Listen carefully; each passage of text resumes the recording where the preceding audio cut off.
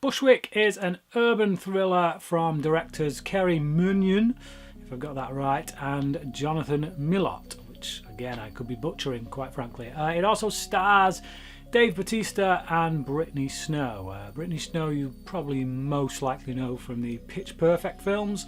It's where I kind of know her mostly from. But yeah, it's a bit of an urban thriller in which the town of Bushwick, which is in New York somewhere, I think near Brooklyn, it gets invaded basically by a group of people who have revolted. Basically Texas wants to become their own country. They want to become a separate entity from the rest of the US. So they invade Bushwick and other places around America in order to hold them to ransom in order to do it. And they've paid for this private army to carry this out. I picked this up really cheap on DVD. It looked like one of them kind of straight to DVD things that you see. I like Dave Bautista. I've seen him in a lot of these kind of things that go straight to DVD and really actually quite enjoyed him. I think he's probably got a bit more intelligence than people might give him credit for with regards to the kind of roles he picks and whatnot. But yeah, I'd give it a go. It's really cheap, like I say, and I gotta say, I really liked this film. I looked on Letterboxd just after watching it, expecting it to be one of them kind of unseen cult kind of movies that maybe a lot of people talked up but not enough people have seen. The reviews for this are terrible by people on Letterboxd. You know, they're really hard on it, and I don't get where they're coming from. Now, the thing with this film is it uses the whole Birdman, Gravity, all done in one take kind of aesthetic to go about things, you know. Now, whereas those films had extremely large budgets to do what they needed to do and A-list actors and whatnot, this doesn't. And I think given what they do have, they pull something off quite special. It's a very tense film. You've got this woman who gets off the train station with her boyfriend, and they're coming through the station and it's all empty. There doesn't seem to be anyone about, which they kind of think is a bit weird, but they don't pay too much attention to it. And then as they're coming out of the train station, all hell breaks loose and they realise they're in a war zone. The boyfriend gets killed right out. This is all within the first 5 minutes, so I'm not spoiling anything there. And then she's kind of on her own.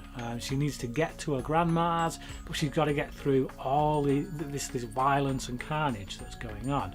And along the way, she comes across Dave Bautista's janitor, who is also an ex-military guy. And the two of them basically hook up in a non-sexual way to get across the city to a safe point. And you know, it's kind of like District 13 meets, I don't know, any number of films like 16 Blocks or whatever. You know, those kind of films. You got to get from point A to point B.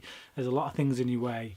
How do you do it? So yeah, it's a plot that maybe we've kind of seen before. Maybe not the Texas angle. You know, Texas trying to become a free from the US kind of angle. We've not seen that before, but yeah, for the most part the setup is fairly, you know, familiar. But the way that the directors go about it, the way that they achieve what they've set out to do, I thought was absolutely brilliant. The action is very believable. Like whenever fight scenes kick off, they don't, you know, they're not like shot like a Hollywood fight scene. We're on a wide shot for a start. There's one fight scene in particular that takes place in this kitchen, and clearly the guy that they've got fighting Dave Bautista must be some kind of stuntman, because like I say, they stay in this wide shot, they don't go in close, and it's over in like 15 seconds. It's still brutal, there's still a lot of punches and knocks thrown, but it's done in a very realistic way. They're not going for Hollywood style fighting, they're going for, yeah, two military guys trying to bring each other down as fast as possible. So I like that kind of stuff, all that kind of choreography.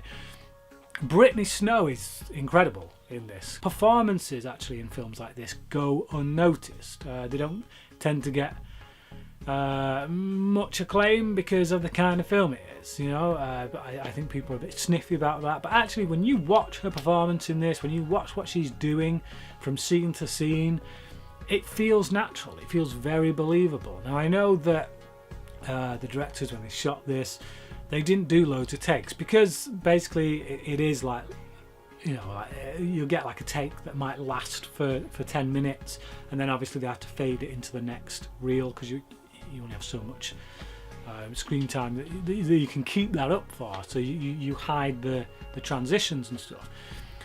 But when you've got these 10-minute long takes, the way it's all done in one take, you've got to get everything in camera as much as possible. So they couldn't afford to keep doing it and doing it and doing it. So they do a few rehearsals, and then you know, they'd plan it out very meticulously. But once the cameras were rolling, a couple of takes and that was it. And I think that really helps with these performances, because those actors are living in the moment. They are present, so to speak. If you want to, you know, use a more cliche terminology, that they are present in those moments, and it feels very believable. And like I said, Brittany Snow in particular, her reaction to things, mostly people dying, I love the way she plays it. It feels authentic. Authentic is the word that I would use for most of this film. So I was staggered when I saw all these reviews being sniffy.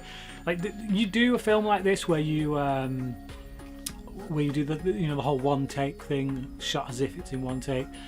You get those obvious comparisons to Birdman and Gravity, because they're like the most recent ones that have done it, that have been big films, you know. But they weren't the first, you know, and they won't be the last. Hitchcock did it with Rope a good 50 years before. So let's not pretend like they were completely original.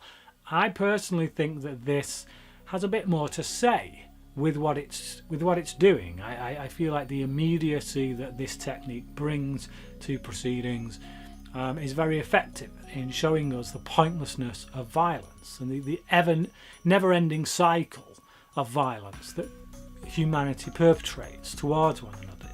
And that's kind of reflected in the ending, which I won't spoil, but yeah, the ending, it's one of those endings where I would imagine a lot of people, and I did too, that was my first reaction, was to go, oh, is that it? Really? That's how you're going to end it? But then when you think about it, when you start processing, you think, oh, why? Why did they end it like that? What would be the purpose? And you start looking into it, and you think about what's gone before, and particularly a speech or a monologue that Dave Bautista's character gives. It does. It makes sense. This film is ultimately about the pointlessness of violence, that it can strike anyone at any time. It's random. It doesn't pick and choose. It's just, and it's pointless. And that's the kind of feeling that the film leaves you with in an intentional way. And having this technique of doing everything as if it's one shot, it brings you into the immediacy of that situation, of seeing all this carnage unfold, and kind of getting into the perspective of this main character played by Brittany Snow, this Lucy character.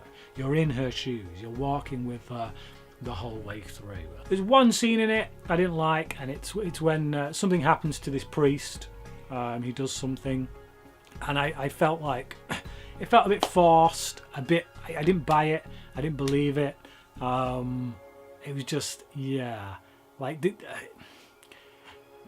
maybe if we'd have had more time with that character, saw that a bit of that journey of how he got to that point, but the way it was, it just kind of came out of nowhere, shoehorned it. It felt a bit shoehorned in. It felt like they were trying to say something maybe about religion and about, I guess, maybe the pointlessness of it in a time like this, how ineffectual it is in a time like this. Maybe, I don't know, I could be reading too much into it, and maybe not enough, I don't know, but I didn't like that scene anyway. But for everything else, like I say, I went along for the ride. I was really engaged, really liked these two characters, and I thought it was shot quite brilliantly. So yeah, Bushwick, I'll give it a 4 out of 5. But what about you? Have you seen it? Have you even heard of it? Because I hadn't until I just saw it on DVD, like I say, just in the aisles at my local Asda. If you have seen it, let me know what you think. Comment below, let me know, and until next time, crack it.